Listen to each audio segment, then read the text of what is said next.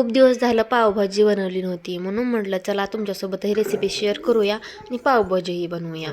तर मी इथं कुकरमध्ये बटाटे अर्धे अर्धे करून टाकलेले आहेत आणि त्याच्यामध्ये फुलकोबी, शिमला मिरची आणि थोडासा कांदा, नंतर त्यास पाणी ओतून त्याच्यामध्ये थोडंसं मीठ ॲड केलेलं आहे. तर या सगळ्या भाज्या धुवून टाकायच्या आहेत आणि त्याच्यामध्ये बीटही तुम्ही टाकू शकता, पण माझ्याकडे बीट अवेलेबल नव्हतं म्हणून मी बीटची पावडर करून ठेवलेली आहे, ती मी ॲड करणार आहे. तर ती कशी तुम्ही पुढे ब्लॉगमध्ये दिसेलच. तर कुकरला टोपण लावायचं आणि ते गॅसवर ठेवून द्यायचं.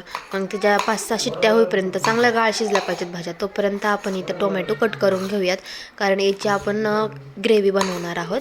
तर आता प्रत्येकाची रेसिपी वेगवेगळी असते, तर माझ्या पद्धतीने मी जशी बनवते तशीच मी तुमच्यासोबत शेअर करणार आहे. तर मी ते कांदा पण कट करून घेतलेला आहे, कारण कांदा मी फोडणीमध्ये पण टाकणार आहे, जो बारीक चिरून घेतला आहे. तर प्रत्येकाची काही ना काही डिश फेवरेट असते आणि त्याच्यासोबत काहीतरी इमोशन्स किंवा काहीतरी आठवण असते. तर कांदा कट करत करत बाकीची कामं करत मी तुम्हासोबत ती पण शेअर करते. तर काय आहे ना, की जेव्हा मी लहान होते त्यावेळेस माझ्या आई मला काय आउटडोअर म्हणजे बाहेरचं काही काम सांगायचे ना, की मार्केटमध्ये हे आण ते आण, तर मी तिला एक गोष्ट म्हणजे फिक्स करायची की मी हे आणून देईन जर मला तू कृष्णाईची पावभाजी चारली तर. तर कृष्णाई म्हणजे मी आहे धाराशिवची आणि the famous pav bhaji center Krishnai धाराशिवमधलं. आणि मला म्हणजे मी खूप ठिकाणी ट्राय केली, मला पावभाजी ऑलवेज म्हणजे कुठंही गेलं तरी पावभाजी आवडते. त्याच्यासाठी मी कुठेही गेलं तर मी ट्राय करून बघितली, पण मला पावभाजीची चव कृष्णाईशिवाय कुठलीच आवडली नाही. म्हणून मी कृष्णाईमध्ये प्रत्येक वेळेस गेल्यानंतर मी एकही वेळेस अशी जात नाही की मी गेले आणि कृष्णाची पावभाजी खाऊन आली नाही. तर पावभाजी माझ्यासाठी ऑलवेज फेवरेट आहे माझी. मला 2-3 दिवस सलग जरी दिली तर मी ती खाईन असं म्हणायला हरकत नाही. तर इथं कांदा कुट्टा वगैरे सगळा करून घेतलेला आहे आणि नंतर बारीक अशी भरपूर कोथिंबीर मी टाकणार आहे ह्याच्यामध्ये, कारण मला कोथिंबीर खूप आवडते. तोपर्यंत आपले बटाटे पण शिजले. मग सगळ्या भाज्या एकदम छान आणि गाळ अशा शिजल्या होत्या माझ्या. तर बटाट्याचे काप तुम्ही तुमच्या पद्धतीने भाज्या चिरून टाकू शकता, पण माझ्याजवळचं जे वरचं स्लायसर असतं ते माझं हरवलं होतं, म्हणून मी काय केलं की तसेच टाकले, कारण जेणेकरून ह्याची साल मला काढता यावी.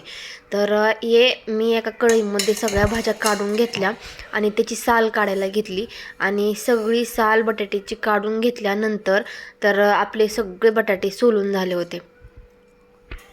तुम्ही बघू शकता, येणाऱ्या व्हिडिओमध्ये दिसेलच तुम्हाला.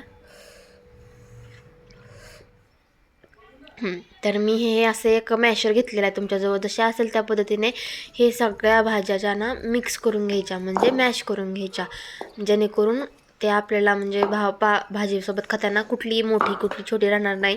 एकदम गाळ अशी म्हणजे छोटी छोटी घ्यायची आहे आपण मॅश करून.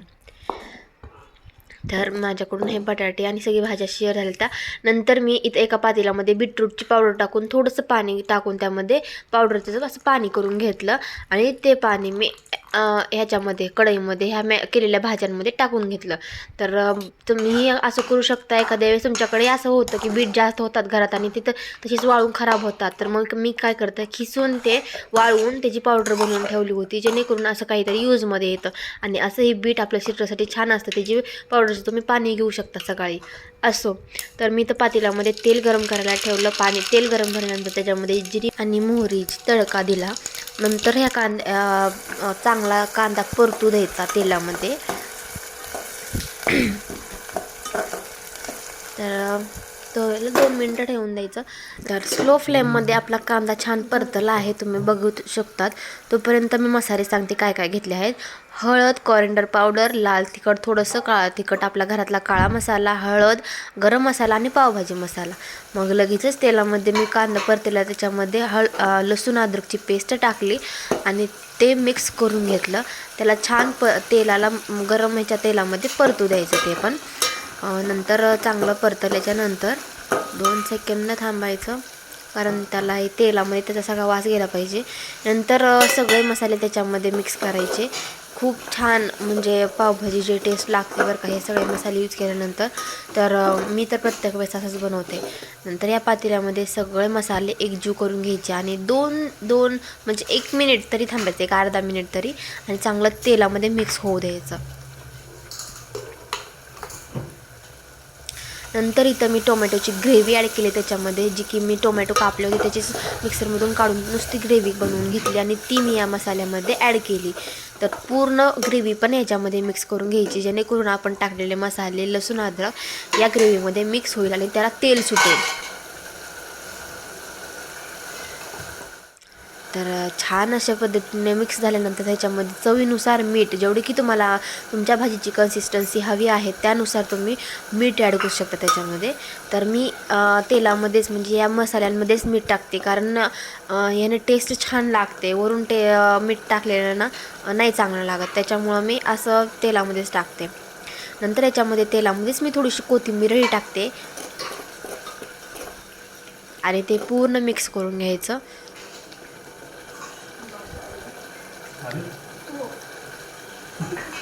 आणि एक अर्धा मिनिट थांबल्यानंतर याच्यामध्ये आपण जी भाजी मॅश केलेली होती ती टाकून घ्यायची आहे. तर पूर्ण भाजी टाकून घेतली आणि त्या भाजीला आता छान अशा पद्धतीने सगळीकडून मिक्स करून घ्यायचं. तर छान अशा पद्धतीने झाल्यानंतर याच्यामध्ये मी थोडंसं पाणी ॲड केलं आहे, जे की मी थोडंसं गरम करून ठेवलं होतं आणि आपल्याला जेवढी हवी आहे भाजी तेवढं पाणी ओतून तर छान अशी भाजी तयार झाली आहे पावभाजीची. नंतर त्याला स्लो फ्लेमवर थोडा वेळ उकळू द्यायचं, लगेचच नाही गॅस बंद करायचा. तर स्लो फ्लेमवर उकळू द्यायचं आणि कारण सगळे मसाले त्या भाजीमध्ये एकजीव होतील आणि उकळून त्याला टेस्ट छान येते. मग लगेचच इथं मी पाव पण कापून घेतले आणि पाव गरम करण्यासाठी मग पाव कापल्यानंतर मी तव्यावर थोडंसं बटर टाकलं. तर तुमच्याजवळ असेल तर टाका, नसेल तर तसं तर बटर छान लागतं. पण आता एखाद्या वेळेस अर्जंटमध्ये आपण बनवतो आणि नसतं तर मी तर माझ्याजवळ नसेल ना तर मी तेलात किंवा तुपामध्ये पण भाजते पाव. असं काही नाही की मी बटरमध्येच पण होतं घरात म्हणून मी ॲक्च्युली ते बटर टाकलं आणि लगेचच पाव पण भाजायला ठेवून दिले. तर पाव भाजल्यानंतर तर बॅक साईडने आणि वरून दोन्हीकडून पाव भाजून घेतलेले आहेत मी. भाजी छान उकळल्यानंतर जेव्हा गॅस बंद करतो त्यावेळेस त्याच्यावरून थोडा पावभाजी मसाला आणि कोथिंबीर टाकायची आणि भाजी मिक्स करायची. तर ही ट्रिक मला माझ्या मोठ्या नणंदबाईने सांगितली होती आणि ती खरंच युजफुल आहे. तर आपली सगळी यूट्यूब फॅमिलीसाठी माझ्यासोबत पावभाजीचं इन्व्हिटेशन आहे, या मग सगळेजण.